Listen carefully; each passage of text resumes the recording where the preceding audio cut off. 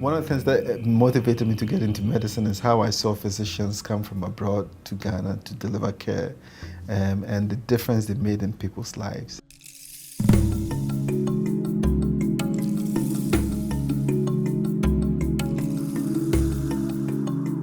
When the dream sort of started, it seemed impossible. It was a concept on paper 2 years ago, but today is really to celebrate, to say we've been able to do with your help what we said we were going to do. I became aware of him wanting to do something like this on the day I met him, because we just sat down and talked, and again, it was the kind of patient-doctor conversation where he really cares about people. We're really talking about a much greater cause. We're really not just talking about building a hospital. We're talking about building communities. We're talking about building lives. We're talking about really rebuilding lives. A year ago, about this time, we talked to you about breaking ground and putting up this 40-bed hospital with 4 operating rooms. We have private rooms. Anyone who has visited any hospital, a lot of hospitals in Africa would know that we are used to having wards. A big room with 10, 20 patients. Some people don't have even beds to sleep on, and they sleep on floors. We are not doing that here.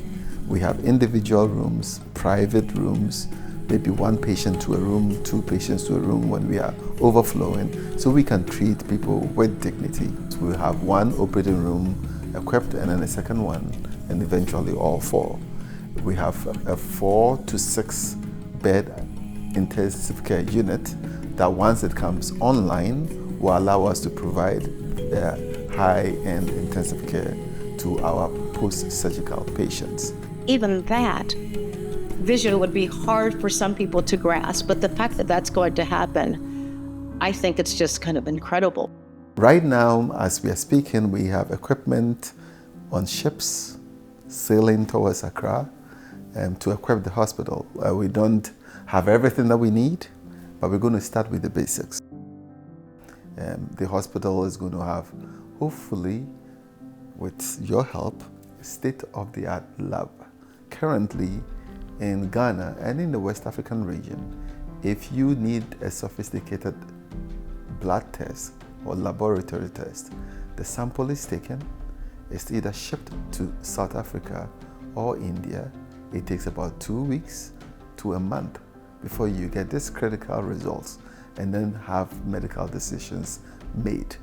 So we want to be able to bridge that gap. I just envision there are going to be so many new discoveries that are going to happen right in Ghana. There are going to be new medical discoveries that are going to happen. There are going to be so many needs for, whether it's x-ray machines, whether it's the tools and that doctors need to perform some of the surgeries and some of the medical procedures. They're going to need equipment and chairs just for people to sit in, for waiting rooms. They're going to need clothing, and they're going to need uniforms. But if there is any organization that can donate again to a hospital some of these major needs, I'm just making a plea to dig deep. We really want to have solar energy run the place, so we won't have to divert resources to find energy locally. It's also very expensive, so we can focus our resources on direct patient care and training. So anyone who can help with that, it will be very welcome. One of the other things that we want to focus on is really having funds that we can really support patients who have absolutely no means to have care. And also help with the work in Ghana. You should definitely reach out to us. So this would be really a shining light for the world. I mean, and to think about it, to be, for his vision, for that hospital to be in Ghana. I mean, for some people, the fact that you could have an exemplary teaching hospital where doctors around the world would come to be in Africa. I really am emotional about this. I just can't believe it's gonna happen like this.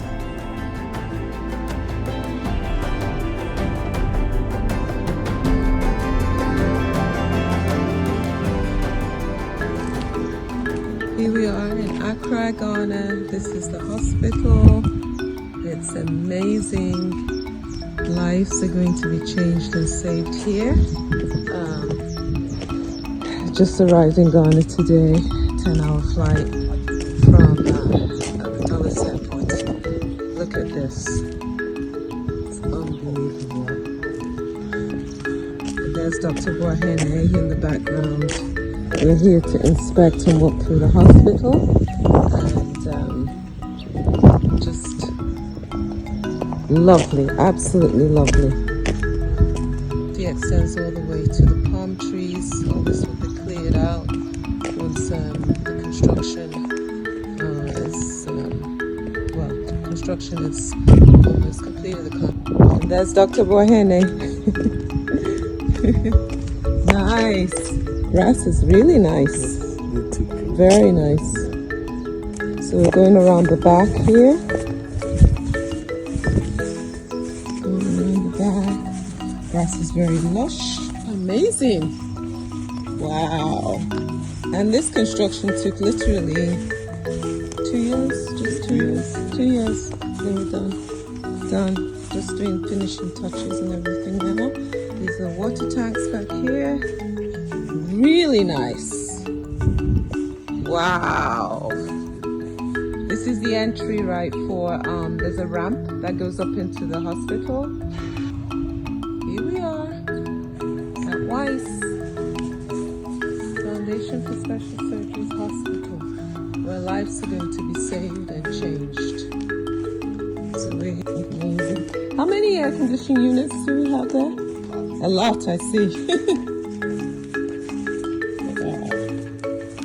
Wow.